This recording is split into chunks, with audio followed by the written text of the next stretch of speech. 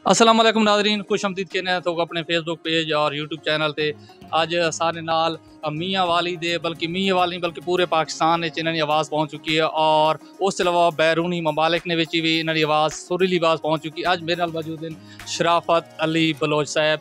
अज अस इन्होंने कोल पहुँचे और आवाम ने जेरे सवाल हैं वो गिन के पहुँचे। अस्सलाम वालेकुम सर। वालेकुम अस्सलाम, क्या हाल है जी? ठीक हो? खुश आमदीद जी। अच्छा सर, सब तो पहले जो आम तौर पर आखे वेने जेरा भी बंदा शोहरत पा वेने खासकर गुलकारा ने बारे वो अपना अबई जा छोड़ के ते शहर च आन वसने, ये गल किस हद तक ठीक है? नहीं, शहर या देहात का कोई इशू को नहीं होना। हूँ तुम देखो भी सिद्धू मूसेवाला देखो वो इतना मशहूर तरीन एक सिंगर है, लेकिन अपने ग्रां च रहे, अपने गाँव च रहे, पूरा पाकिस्तान में रहे, पूरा पाकिस्तान में रहे, पूरा पाकिस्तान सारे असा जिथे भी रवां जेड़ी जगह ती रवां असा रह सकते हैं, जेड़े सूबे च रवां वो सारे। अच्छा अच्छा सर, ये सिंगिंग ना जरा शौक है, किस तो मुतासिर हो के तुम सिंगिंग शुरू की थी? मुतासिर तो मैं वैसे तो मैं सुनदा गज़ल गायकी नाल ज़्यादा मैनू शौक है, इंडिया के गाने सुनते से, लेकिन विचों कुछ टाइम आया कि मैं ईसा खैलवी तो मुतासिर थी और उन्होंने गाने मैं सुने ही हैं और अल्हम्दुलिल्लाह मैनू ये आज़ाद भी हासिल है कि उन्होंने गाने मैं बनाए भी हैं। अच्छा, मियाँ वाली दा छोर मेरियां वंगा मरोड़ के और मेरे सारे कपड़ा को भा लग गई, ये जेडे वालियम लाले दे हैं उन्होंने विच मैं शामिल हाँ और मैनू उन्हें इज्जत दी है, उन्होंने मेहरबानी जी। तो कितना अरसा हो गया सर तुसा खुद सिंगिंग ने मैदान छलांग मारी हुई है और बड़े कामयाब हो? बड़ा लोग शादी ब्याह तुसा वेने ना, शादी ब्याह हर जाते शराफत अली बलोच ना गाना चलना पे।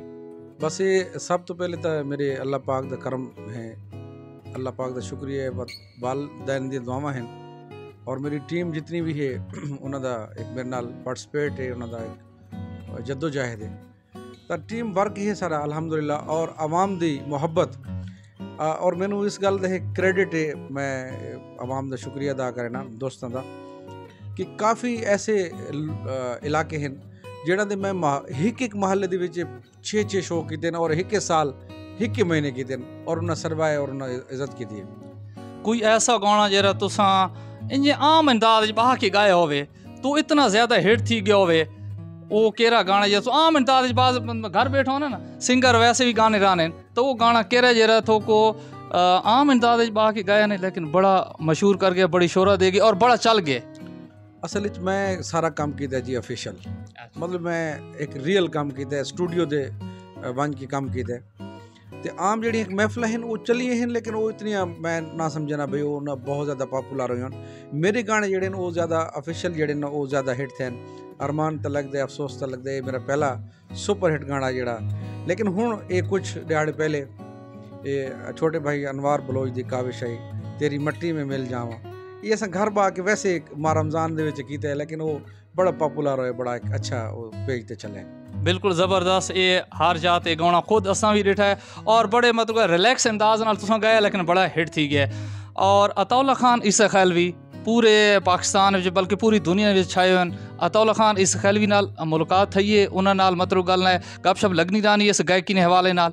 देखो जी वो सब तो पहली गल तो वो एक इतने बड़े आर्टिस्ट हैं, बड़े इंसान हैं कि वो बहुत कम मिलते हैं, कम नज़र आने, लेकिन कहीं मुलाकात मतलब किसी खुशी गमी से मुलाकात हो भी नहीं है, बड़ा प्यार करें, बड़ा नसीहत भी बाद औकात मैनू करें कि इन पुत्र ये करना चाहिए जिंदगी के सिंगिंग ये करे, सो मतलब जितनी भी अच्छी ट्रिक्स हैं वो सानू दसे ने ते बहरहाल सारे बॉस हैं जी म्यूजिक के। एक कामयाब सिंगर बनने वास्ते के चीज़ां ज़रूरत हैं? टैक्नीकली जड़ियाँ चीज़ां हैं वो हारमोनीयम तो एक अच्छे अंदाज आना चाहिए, उस तो बाद तुहाडे सुर गले दे विच होना चाहिए, तुहाडी लय टैंपो जी वो मजबूत होनी चाहिए, उस तो बाद नाल टीम वर्क भी होना चाहिए, एक मीडिया भी अच्छा होना चाहिए, सारिया चीज़ों का कंबीनेशन हो के एक फनकार बनता है, ना कि एक सुर या लय तुहाडे कोलों या हारमोनीयम आ गए तुसीं एक सिंगर बन गए हो।